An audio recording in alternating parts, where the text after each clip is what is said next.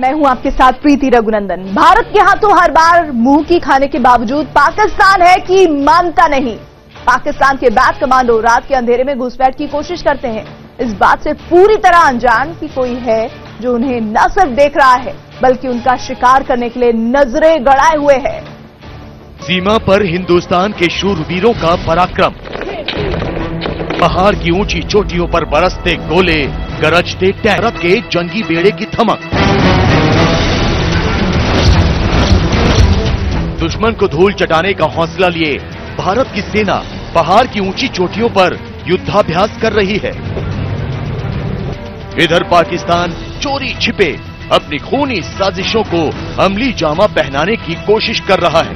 पाकिस्तान की border action team घुसपैठ की कोशिश कर रही है। इमरान खान के जमीन पर रेंगते हुए बैट कमांडो भारत में दाखिल होने की तैयारी कर रहे हैं। उन चील जैसी नजरों से बेखबर जो अपने शिकार पर मौत का झपट्टा मारने से कभी नहीं चूकती। भारतीय फौज की निगहबानी से बेखबर जो पलक झपकते ही दुश्मन को जहन्नुम पहुंचा देती है।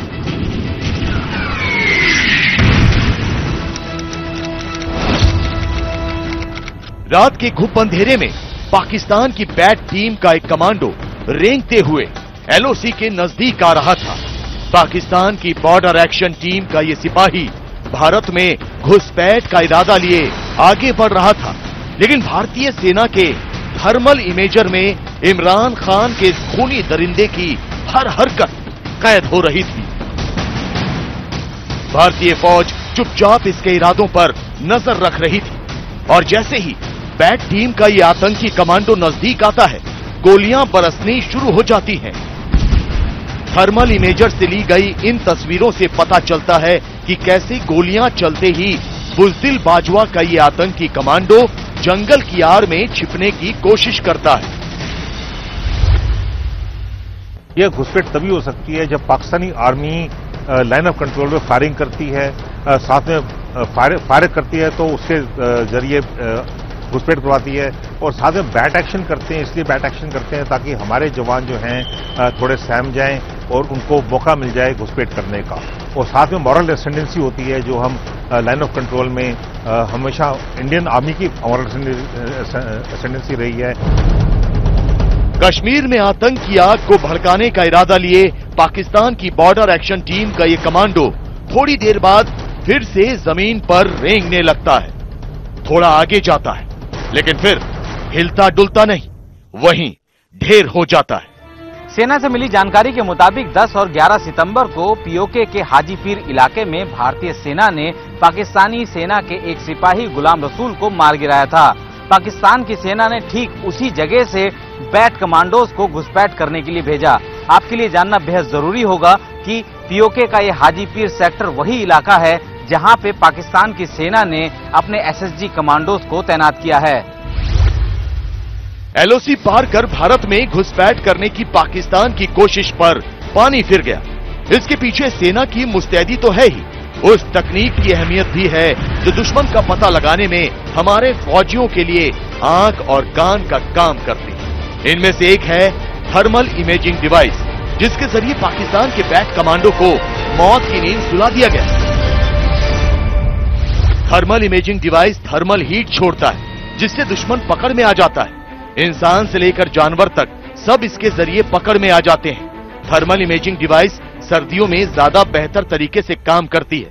हालांकि इस तरह की डिवाइस हमारी सेना के पास पहले भी थी, लेकिन अब ये उसका अपग्रेडेड वर्जन है। जहां पहले इसके जरिए करीब 400 मीटर तक देख पाते थे, वहीं अब करीब 1 किलोमीटर तक देख सकते हैं। पहले इमेज इंटेंसिफायर में हरा सा कुछ दिखता था, लेकिन अब तस्वीर बिल्कुल साफ नजर आती है। हर एक प्रकार के वहां पर हमारा सर्वेलेंस इक्विपमेंट है, लोरोज हैं, थर्मल इमेजेस हैं हमारे पास, और HST हैंडल थर्मल इमेजेस हैं जैसे, तो उससे हम हर एक चीज का पता लगा सकते हैं। रात को जो मौसम खराब होता है तब भी हमें पूरा पता लगता है वहां पर क्या कोशिश कर रहा है, क्या कर सकता है। रेंज है हमारे पास, हमारा कम्युनिकेशन ग्रिड है वहां पर, तो जब भी वो कुछ कोशिश करता है हम उसको वहां से ढूंढ निकालते हैं। खैर, भारतीय फौज ने इमरान खान के एक और घुसपैठिए को मार गिराया, लेकिन अब भी 8 आतंकी अपनी मौत का इंतजार कर रहे हैं। हाफिज सईद की आतंकी पाठशाला से दहशतगर्दी का पाठ पढ़ चुके ये 8 आतंकी हाथ में बंदूक लिए जहन्नुम जाने को तैयार बैठे हैं। भारत में घुसपैठ के लिए पाकिस्तान सिर्फ अपने सैनिकों को मौत के मुंह में नहीं झोंक रहा, बल्कि आतंक की फैक्ट्री पाकिस्तान हाफिज सईद जैसे दहशतगर्दों का भी इस्तेमाल कर रहा है। इमरान खान की सेना और आईएसआई की मदद से हाफिज सईद ने भारत को दहलाने के लिए तैयार किया है प्लान 8। कश्मीर के मुद्दे पर पाकिस्तान के वजीर आजम इमरान खान की इतनी किरकिरी हो चुकी है कि जनाब एक के बाद एक आत्मघाती फैसले कर रहे हैं। इमरान खान हाफिज सईद जैसे दहशतगर्दों को दोस्त बनाकर भारत से अपनी खुन्नस निकालने की कोशिश कर रहे हैं, तो पाकिस्तान की सेना और वहां की खुफिया एजेंसी आईएसआई के इशारे पर हाफिज मोहम्मद सईद पाकिस्तान में बैठकर भारत को दहलाने का खुफिया प्लान तैयार कर रहा है। लश्कर तैयबा से ताल्लुक रखने वाले आतंकी एलओसी से भारत में घुसपैठ करने के मंसूबे पाले बैठे हैं और पाकिस्तान की सेना सीज फायर उल्लंघन कर उन्हें कवर फायर देने की प्रैक्टिस कर रही है। सूत्रों से मिली जानकारी के मुताबिक भारत के हीरानगर और सांबा सेक्टर में लश्कर तैयबा के आतंकी घुसपैठ कर सकते हैं। यही वजह है कि पिछले 3 दिनों से लगातार पाकिस्तान की ओर से अंतर्राष्ट्रीय सीमा पर सीज फायर का उल्लंघन किया जा रहा है। बुधवार सुबह भी 3 बजे से लेकर 7 बजे तक पाकिस्तान की तरफ से भारी गोलीबारी की गई।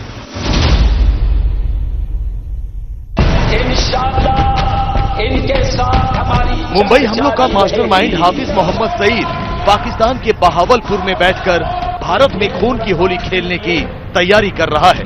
खुफिया एजेंसियों से मिली जानकारी के मुताबिक पाकिस्तान के सियालकोट और बहावलपुर में लश्कर के 8 आतंकियों का एक खूनी दस्ता भारत में दाखिल होने के लिए बैठा हुआ है। पता चला है कि इस समय ये 8 आतंकी पाकिस्तान के गांव बड़ा भाई मूसर खान की एक मस्जिद में डेरा डाले हुए हैं। ये आतंकी 2 ग्रुप में बंटकर भारत में घुसपैठ की कोशिश करने वाले हैं। पाकिस्तान जो है वो चाहता है, खासतौर से 5 अगस्त के बाद जब आर्टिकल 370 को एब्रोगेट किया गया कि कश्मीर में, जम्मू एंड कश्मीर में कुछ हो, और वहां पर कुछ नहीं हो रहा, वहां पर शांति है। ऐसी शांति जो है वहां पर अभी तक कोई टेररिस्ट एक्शन नहीं हो पाया है, पिछले 40 दिन हो गए हैं। तो पाकिस्तान चाहता है वहां पर कुछ हो। ये पाकिस्तान की वजह है, वहां पर कुछ करवाने के लिए उसको घुसपैठ करनी पड़ेगी।